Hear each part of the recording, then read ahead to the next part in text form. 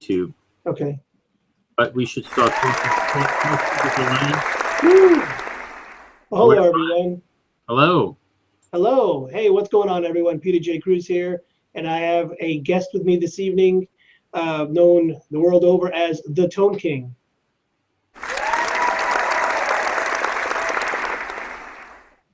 All right. Just trying some stuff here with the setup, equipment-wise and logistics-wise or whatever. Trying to get some stuff setting behind the scenes. So if you guys have any comments or whatever, feel free to just shoot a comment. I think we're testing this whole comment system as well here in a live setting, as it were. And I think while we're doing that, we'll also sit there and kind of shoot the breeze a little bit about some gear and talk about some really cool things. I know, especially myself, I kind of was wowing a few times today as I was going through my email. Some emails coming out of Germany with Music Messe that's over there, and PreSonus and Focusrite announcing some new recording gear that just got me all hot and bothered and all excited. So we can talk about that this evening. And guitars. There's a great video that I just saw this morning. Tone King doing an unboxing from RNA Music, and of a Carina DBZ diamond guitar. What was it? There it is. What model is that again? The Cavallo? This one is the Cavallo, which I think means horse. This is the horse. Very cool. I'm guilty. I didn't even plug this in yet. Wow. but I did get something today, so I'll give you a sneak peek. Nice. This one here was the Trio. And I was checking this out today. I'm gonna try to do it this weekend. Sweet. And I didn't hook this guitar up yet, but it is on the to-do list. Maybe this weekend. Cool. Yeah, this is for me. This is like an iconic guitar. Not necessarily the DBZ Diamond version, but just a Carina V. Right. Is a very iconic looking guitar. It's amazing how light Carina wood is. It's unbelievably light. Yeah, I've heard that too. I've heard that it's relatively light, but it's got this really, really sweet tone. So Peter, here's an interesting story. There used to be a place in Staten Island called Mandolin Brothers, and the owner of Mandolin Brothers recently passed away. His name was Stanley J. Stanley J was known in the music industry as kind of a historian of sorts. He was just a wealth of knowledge. He sold guitars to the Beatles, like you name it, he sold guitars to them. And he specialized in real high-end, vintage, uber rare guitars. And it was in Staten Island. That's where I used to live. So I used to stop in there. And he told me a story one time about the Carina, I think it was the Carina V. And he said at the time when they came out, it was an inexpensive guitar, an inexpensive wood, and they were dirt cheap. And because of that, nobody wanted them. And the funny thing is, and this is something we should probably look for today in our lifetime, our time, is that because it was so cheap and because it was so available, there was some unfamous musicians then that wound up getting their hands on them that became famous musicians and that happened to have used that Carina V, making it very popular and very rare. And because there were so few made, the price just went right through the roof on that. So it was interesting to hear that directly from Stanley J. Now, I'm sure that's not something you could read, but, I got the backstory on that, and that was pretty much it. Right. And it was, it landed in the hands of people that became very famous. And, even though they were made as an affordable economy guitar that nobody wanted, because they were so, cheap and affordable, those people that became famous that happened to have played them, made them popular. Right. Wow. Never would have thought that. Would have thought that the Flying V was high dollar stuff, the Ferrari of guitars back in the day, because everything back in that day was, Strats and Les Pauls and of course acoustics and whatnot. But even then, I don't think Strats used to cost a lot. I think they were I mean, I don't know what the prices were. And, I was talking to a Pixie Licks the one time about like price of guitars over the different years. He did this like mapping of like what something would cost then versus now, and did it, did it rise with the price of inflation and all that and cost of living. But I think they, listen, by today's standards, I feel like guitars are very expensive. Maybe back in the 60s and 70s, it was all relative and people thought they were expensive, but I don't know. I never thought that the guitars, any of those guitars were considered high end.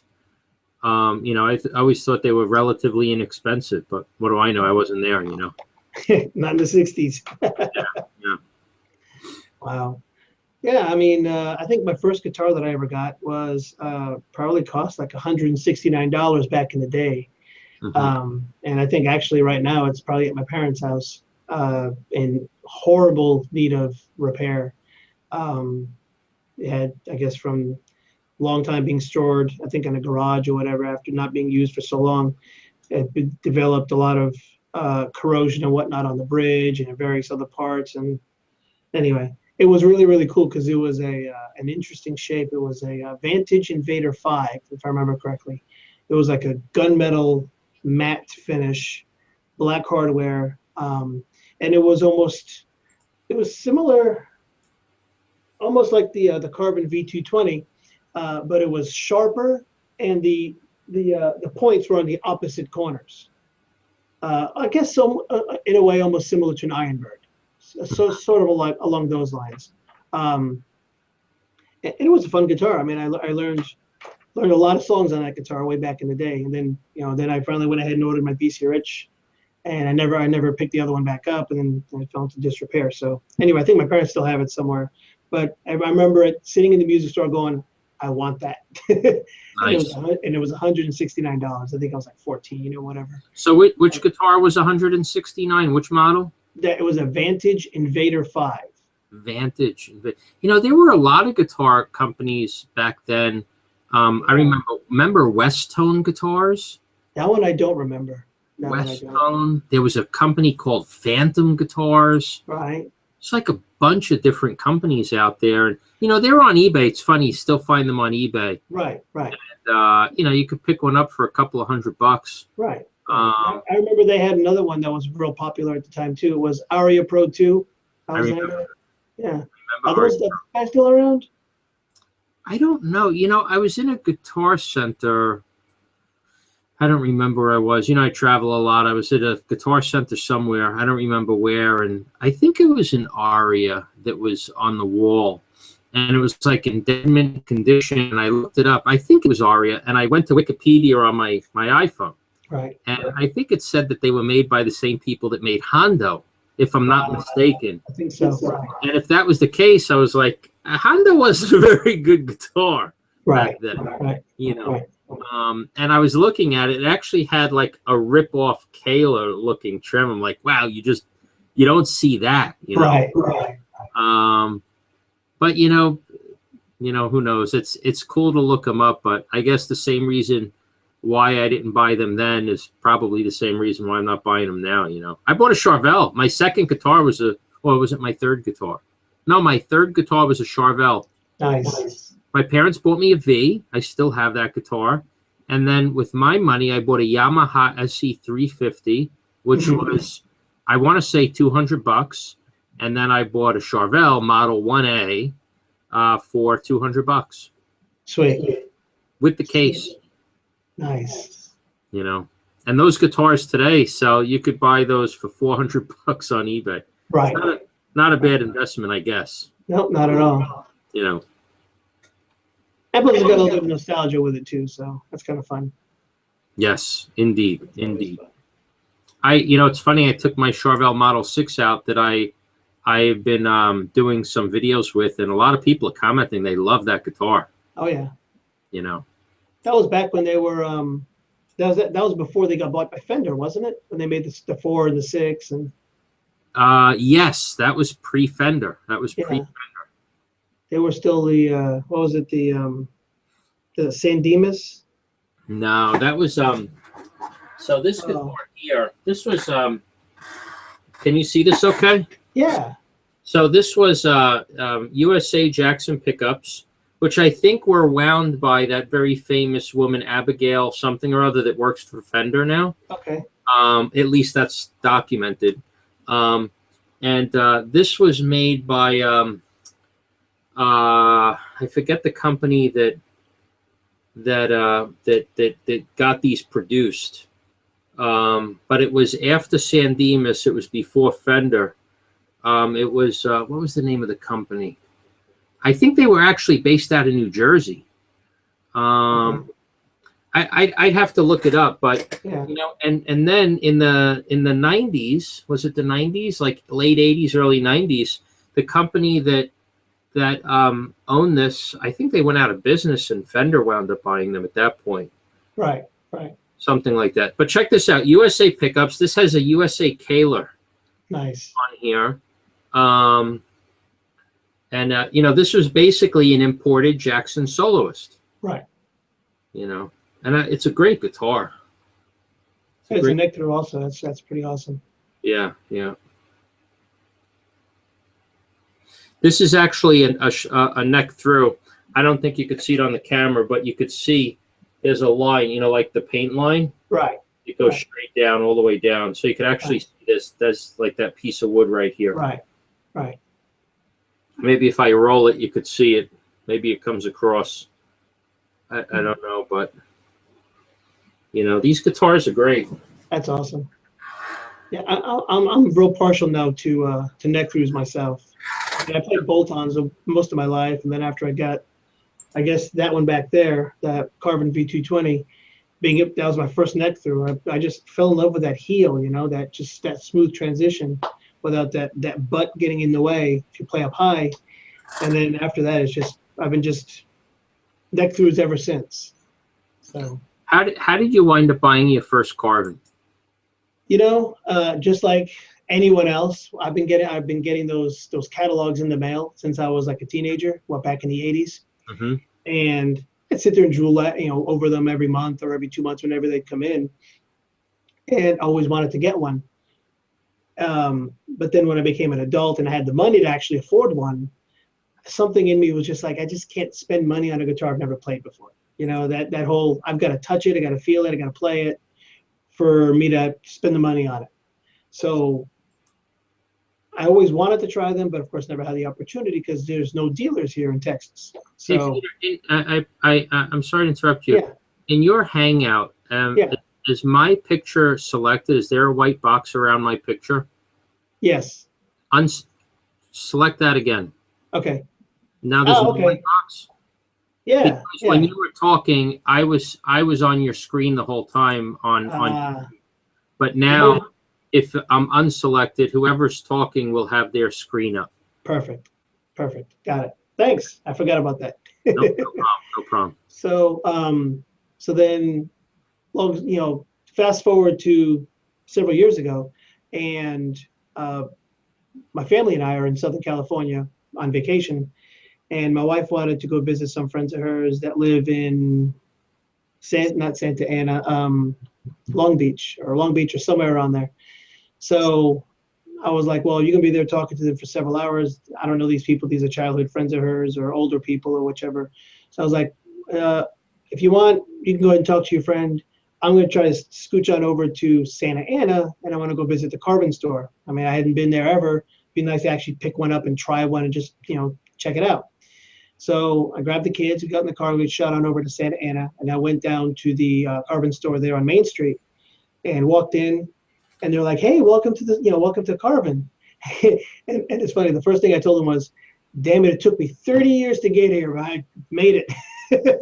Nice. So I was probably there about 2 hours. Kids were bored out of their mind. They're like, can we go now, Dad? Can we go now?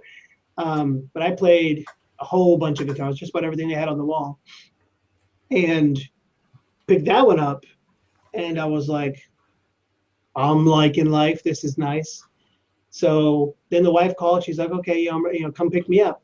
So I was like, okay. So I went and picked her up, grabbed the kids, shot them back over to wherever she was, picked her up. And she's like, so what'd you think of the store? I was like, oh, it was really nice. She goes, did you find anything you liked? And I was like, yeah, I found a guitar that I loved. She's like, well, why don't you buy it? I'm like, wait, Who are you? What'd you do with my wife? So and she's like, well, let's go back and get it before we head back to the hotel. I was like, okay, sure. So we went back to the Carvin store, and I went in, and bought the guitar. And then there was a whole other problem trying to figure out how to get it home and get it onto the plane. That was a whole other story. But that's how I came across my first Carvin. And a month after we were there for another week or so in California before we came home after buying the guitar. A month later, almost not even a whole month later, I called up Carvin and placed a custom order for my green one that's over there. And then just last year, I ordered, not 2 years ago, I just ordered another one, which is the same model as the green one, but it's all walnut. Nice. Very Do nice. you feel a difference when you're like with the different wood, like a walnut? Yeah, the walnut had more of a had a tightness but a snap to it at the same time. And the green one is actually a swamp ash. Now, granted, they're both maple necks, and they're both ebony boards on both, with the same inlays and same stainless steel frets on both.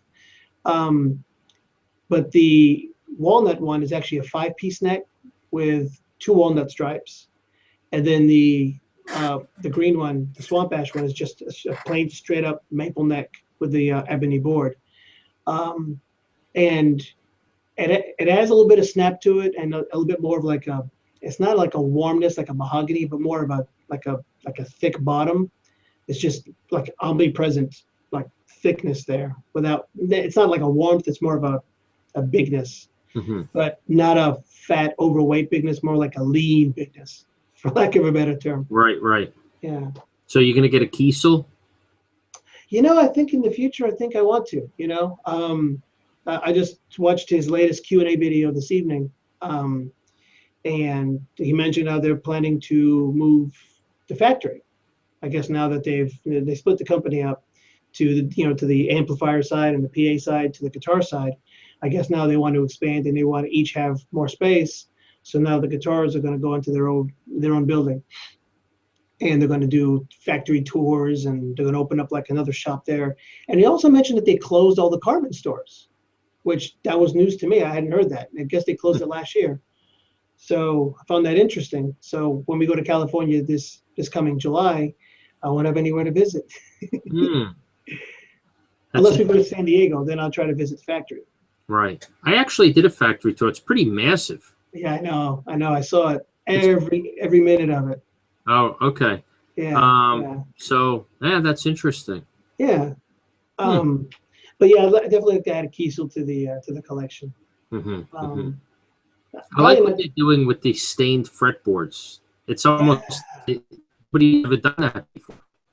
No, it's definitely unique, and that might be really, really cool. But then I wonder how some of that stuff would look with inlays, because I mean, I guess you have the side dots to see where you're at. So I guess it would kind of take away if you get those really nice abalone inlays or whatever. Right. You kind of have, then it's almost like, is it too busy? Is it too much going on? I guess maybe if I did a stainless, the stained fretboard, probably go with without the inlays.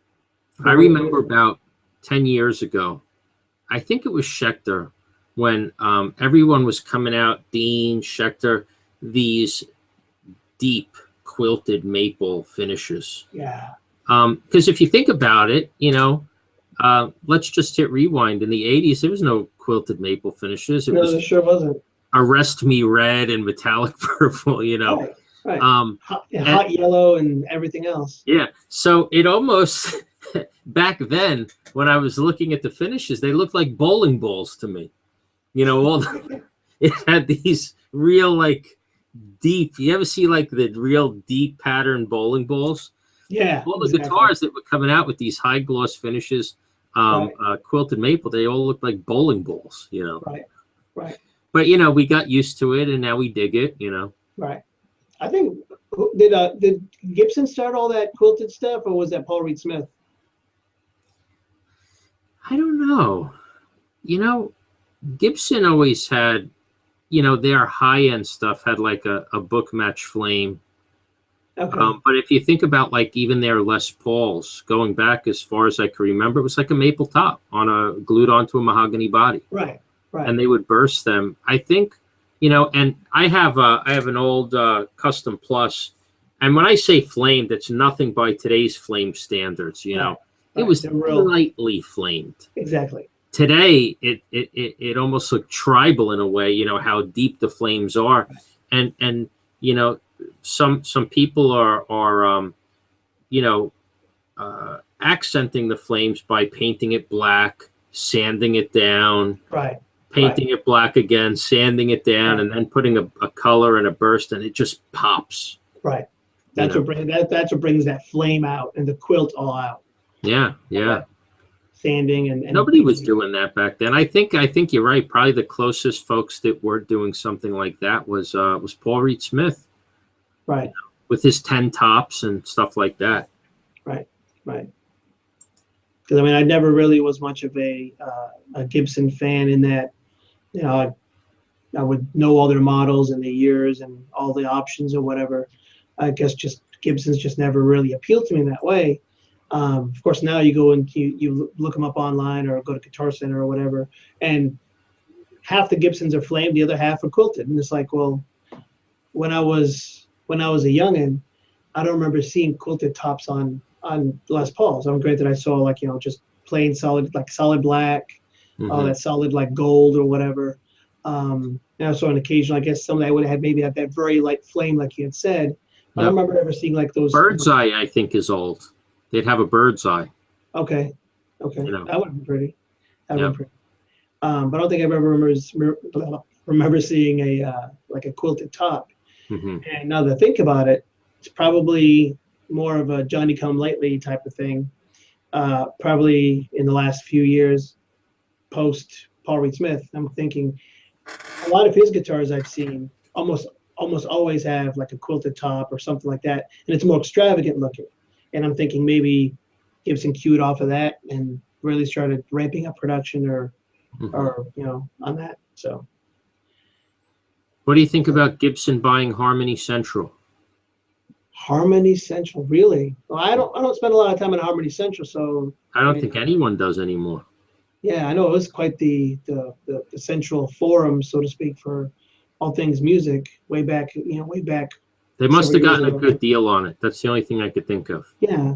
Because I think back in the day, I don't know. I never even got the backstory, but I think Musician's Friend paid like $1 million for it.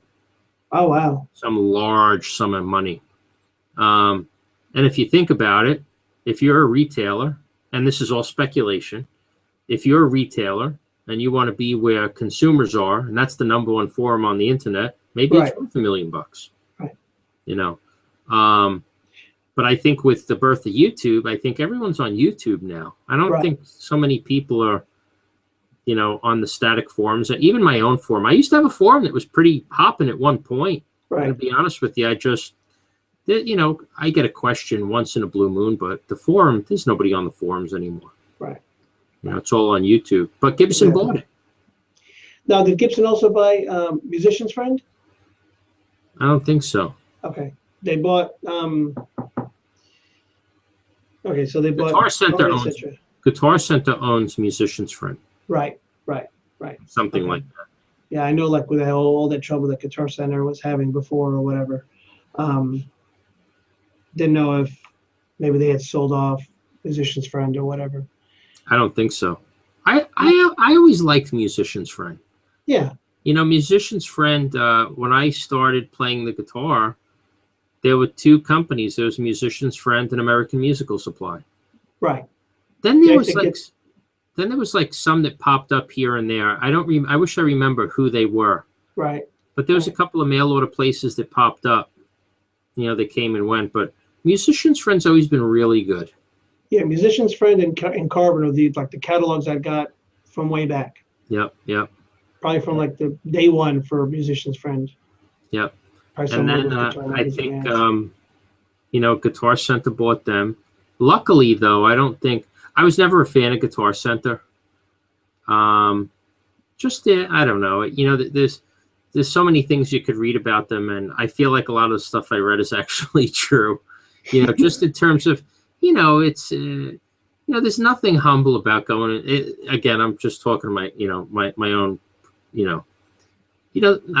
I'll leave my opinions, to myself, but it's just not my favorite place. You know what I like in-store experience? Sam Ash always has a pretty cool in-store experience. Cool. I've never been inside the Sam Ash. Really? Well, there's none down here.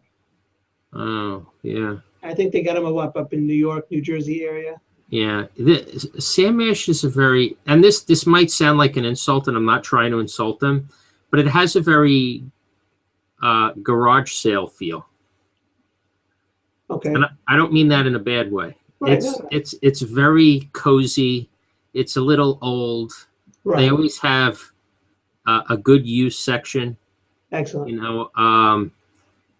A little bit, they all carry the like the usual suspects like the Gibsons, but they always have the off brands. And maybe because of its roots of like 48th Street, that a lot of like 80s, there's no shortage of 80s guitars.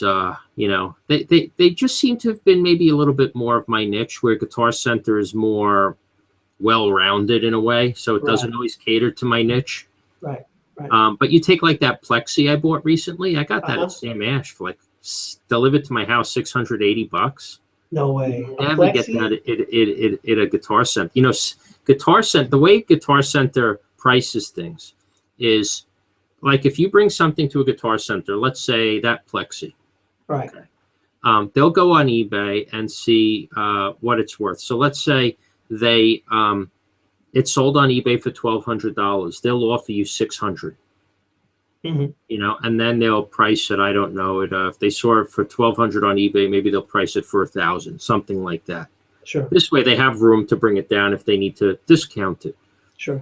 And when they're doing that, the truth is, from my experience, you might as well shop on eBay because their prices aren't that far off. I think that's what they're trying to do. Right. Sam Ash, they have aggressive used prices, and you could make an offer. So a couple of times tried to make an offer on like a used piece in Guitar Center, and it's a little bit more rigid, probably because they're owned by a private equity company. True. And when you're owned by a private equity company, you're owned by bankers. Right. And private equity companies make money by keeping things profitable. And you're not profitable if you discount things all the time. Right. Especially the most profitable things in the store, which are used guitars and used gear. Right. So they try to preserve the profit in that used gear. Sam Ash is owned by a family, not bankers. Right. So I think I think that experience is a little bit different. Good. And that's what we need more of those mom and pop type places. I don't know if we need more. You think we need more of them? Well, I think we need a couple of good ones. Yeah. I mean, like, there should be like a nice little mom and pop music store, in everywhere USA. Here's the challenge with the mom and pop shops, because everyone has the challenge. They only have so much money to, inventory their shop. Exactly. And the struggle, I think, is, they're competing with everything else that's out on the internet. And they can't carry everything.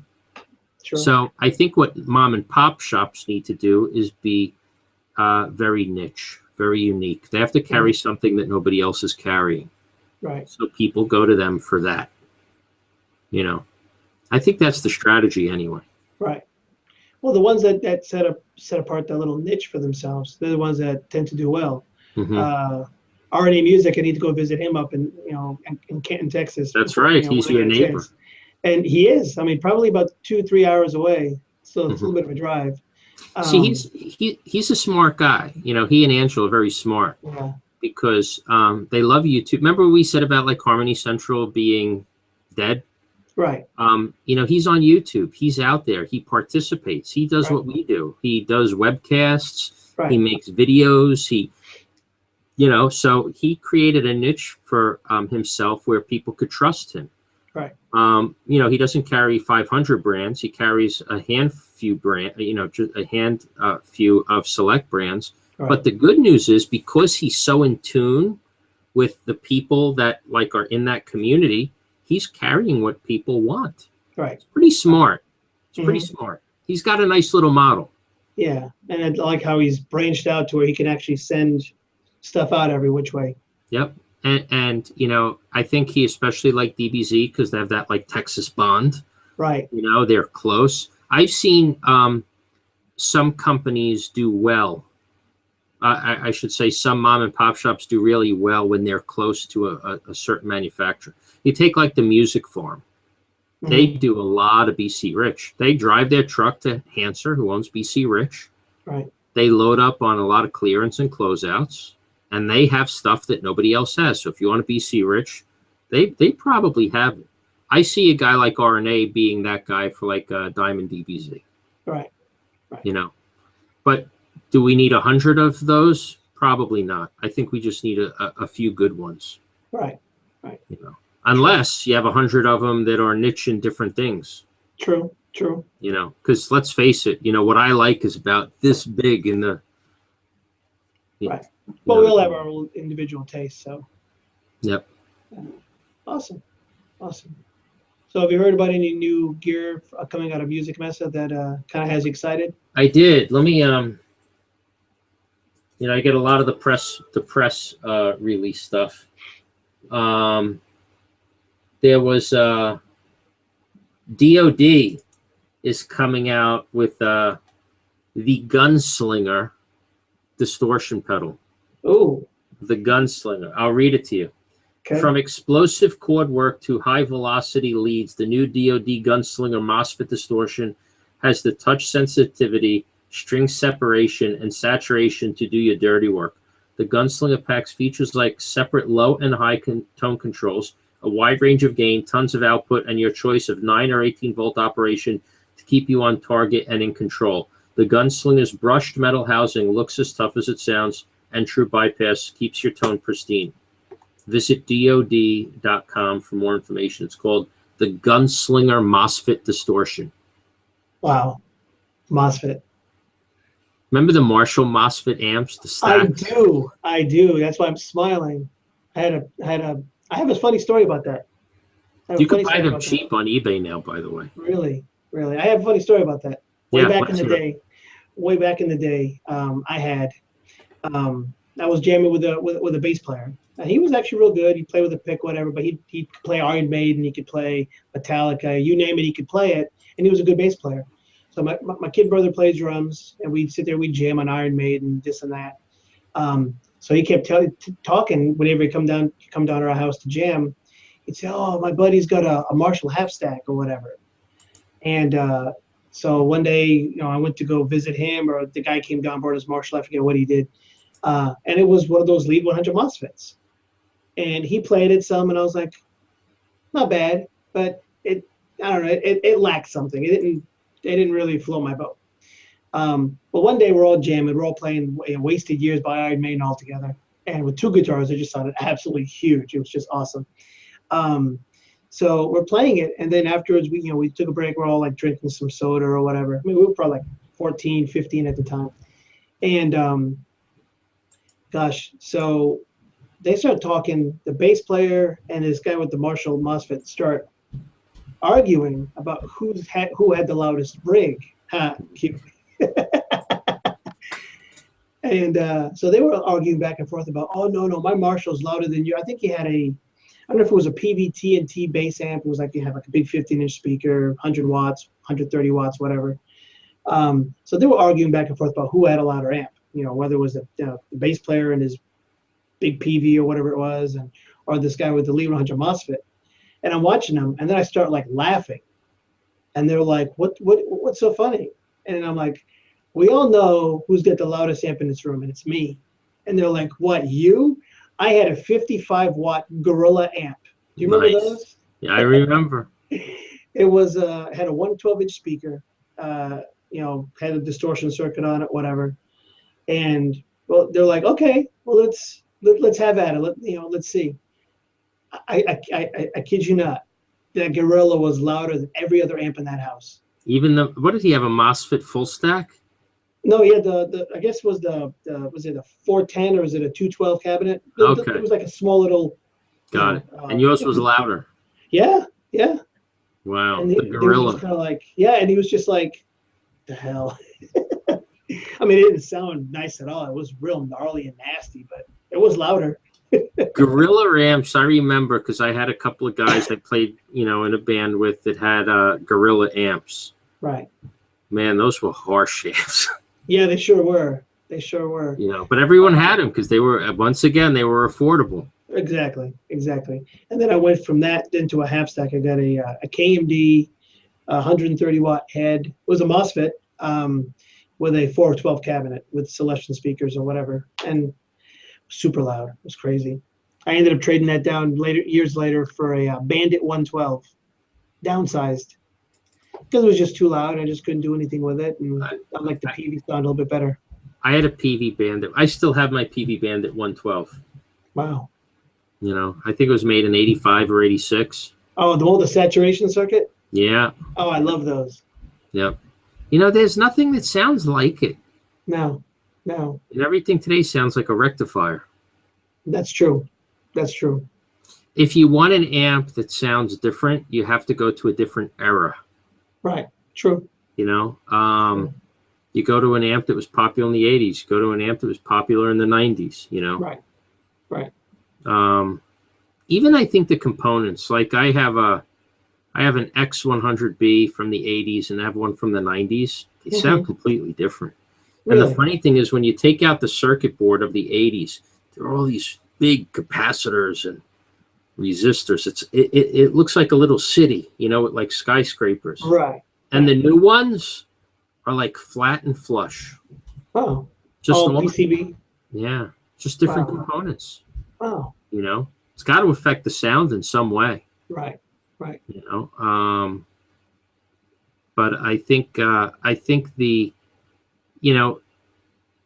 when you take pieces out of the pot today, you have 5 different amp companies all sourcing parts from the same place. Mm-hmm. The kind of sound, there's going to be something that sounds the same. Right. If you have 5 chefs that are cooking tomato sauce and they're all pulling from the same stock, it's, the core is going to be somewhat the same. Right. But I think back then, if the source of parts were different, it's going to sound different. Right. Exactly. That's why it's nice to get like an old JCM 800. Oh yeah. Or JCM 900 or an old rectifier, Boogie, because you know what?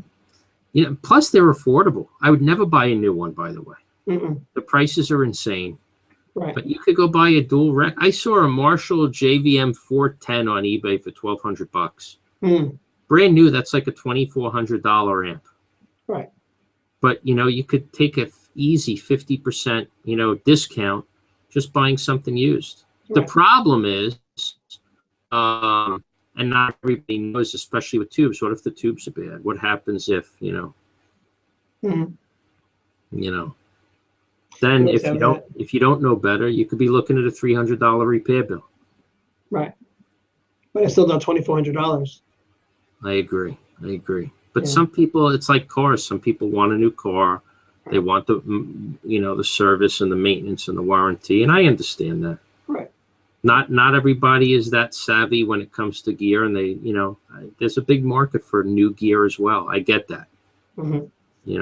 But when you want the expensive stuff, guitarists don't like one guitar and one amp. That's the problem. Right. Like a variety. Exactly. So we haven't gone across to the misses yet. Yeah. It's like, what do you need all those guitars for? Oh, they all sound different. No, they don't. You should answer honestly and say, I don't need it. Yeah, but it's art. The way I look at it is it's art. Everything looks a little different, feels a little different, brings you to a different place when you play it. Exactly. Kind of like a time machine. That's true. Brings back different memories and reflections of different eras gone by or whatever. Definitely. Yep. Cool. Yeah. Awesome. Well, I think we wrap this up. And thanks everyone for watching. And Tone King, as always, a pleasure. I got to do some catching up actually live today. It's kind of Yeah, fun. this was nice. We Yeah, should do this more often. definitely. Thank you for inviting me to this. This was a No lot of problem. fun. Yeah, my pleasure. And like I've got to work on some audio back end to try the audio setup, but that's another test for another day. It's late, and I've got to work tomorrow, and I think you do too. So I do. yeah, so good deal. Alrighty, Thanks dude. again. All right, thanks a bunch. Have a good evening. Hey, you too One of now. those. Thanks for everyone for tuning in and watching and all that good stuff. All right, thank you so much. We'll catch you guys later. Oh, and just an update. I've got the video for the solo. I've actually got it I've got it editing right now. I'll probably finish editing it tomorrow morning and upload it before I go to work. So it should be up probably by tomorrow evening. Can't If wait all to goes hear it. well. Yeah, it's. I had my little girl watch it and she was in tears. She was laughing so hard. Awesome. Yeah, it's light in the beginning, but it gets more serious towards the end. So it'll be Cool. good stuff. Yeah. So rock on, guys. Well, thanks so much, Tone King, and for everyone. Thank you. And stay tuned, and we'll be doing this again before too long. Okay. Have a good night, everyone. Thank you so much for tuning in. Okay. Good night.